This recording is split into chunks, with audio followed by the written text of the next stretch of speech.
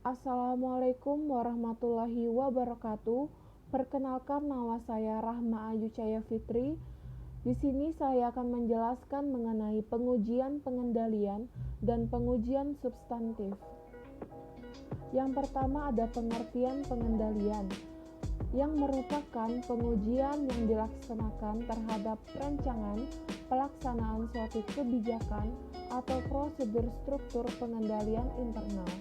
Pengujian pengendalian ini dilaksanakan auditor untuk menilai efektivitas kebijakan atau prosedur pengendalian untuk mendeteksi dan mencegah salah saji material dalam suatu asersi laporan keuangan.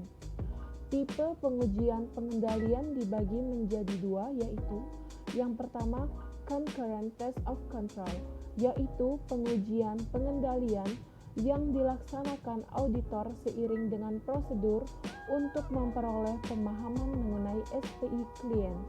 Yang kedua, pengujian pengendalian tambahan atau yang direncanakan, yaitu pengujian yang dilaksanakan auditor selama pekerjaan lapangan. Prosedur untuk melaksanakan pengujian pengendalian ada 4, yaitu yang pertama, pengajuan pertanyaan kepada para karyawan klien. Yang kedua, pengamatan terhadap karyawan klien dalam melaksanakan tugasnya. Yang ketiga, melakukan inspeksi dokumen, catatan, dan laporan. Yang keempat, mengulang kembali pelaksanaan pengendalian oleh auditor.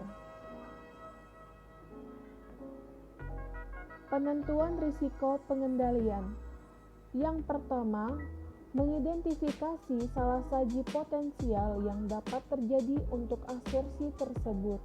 Yang kedua, mengidentifikasi pengendalian yang dapat mencegah atau mendeteksi salah saji. Yang ketiga, menghimpun bukti dari pengujian pengendalian apakah rancangan dan operasi pengendalian relevan adalah efektif. Yang keempat, mengevaluasi bukti yang diperoleh. Yang kelima, menentukan risiko pengendalian. Pengujian substantif. Auditor harus menghimpun bukti yang cukup untuk memperoleh dasar yang memadai untuk menyatakan pendapat atas laporan keuangan. Pengujian substantif menyediakan bukti mengenai kewajaran setiap asersi laporan keuangan yang signifikan. Perancangan pengujian substantif meliputi yang pertama sifat pengujian, waktu pengujian, dan luas pengujian substantif. Sifat atau jenis pengujian substantif jika tingkat risiko deteksi yang dapat diterima adalah rendah, maka auditor harus menggunakan prosedur yang lebih efektif yang biasanya juga lebih mahal.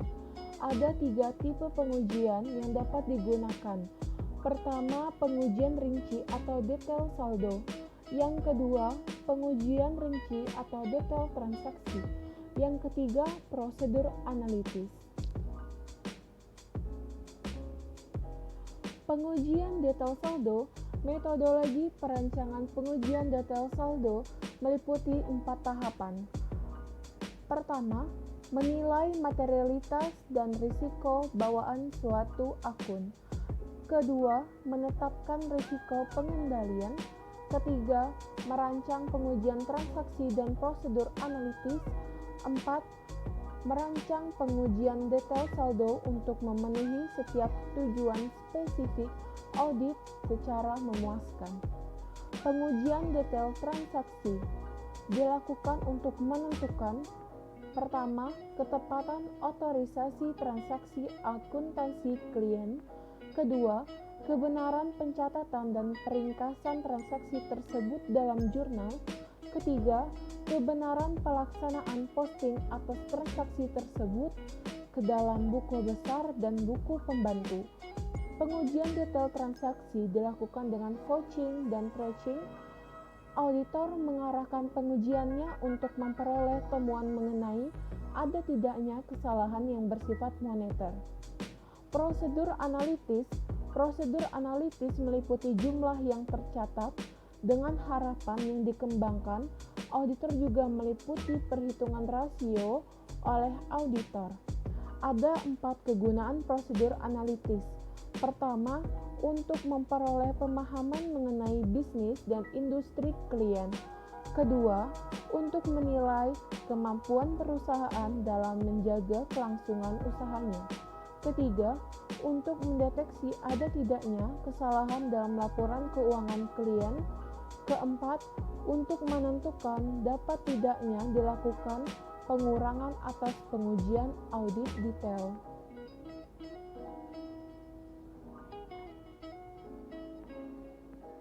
Penentuan saat pelaksanaan pengujian substantif, tingkat risiko deteksi yang dapat diterima mempengaruhi penentuan waktu pelaksanaan pengujian substantif.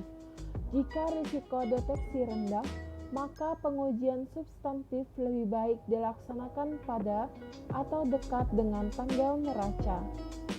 Luas pengujian substantif. Semakin rendah tingkat risiko deteksi yang dapat diterima, semakin banyak bukti yang harus dikumpulkan. Auditor dapat mengubah jumlah bukti yang harus dihimpun dengan cara mengubah luas pengujian substantif yang dilakukan. Keputusan auditor tentang rancangan pengujian substantif didokumentasikan dalam kertas kerja dalam bentuk program audit. Terima kasih sudah menonton. Mohon maaf jika ada kesalahan kata dan penulisan. Sekian dari saya. Wassalamualaikum warahmatullahi wabarakatuh.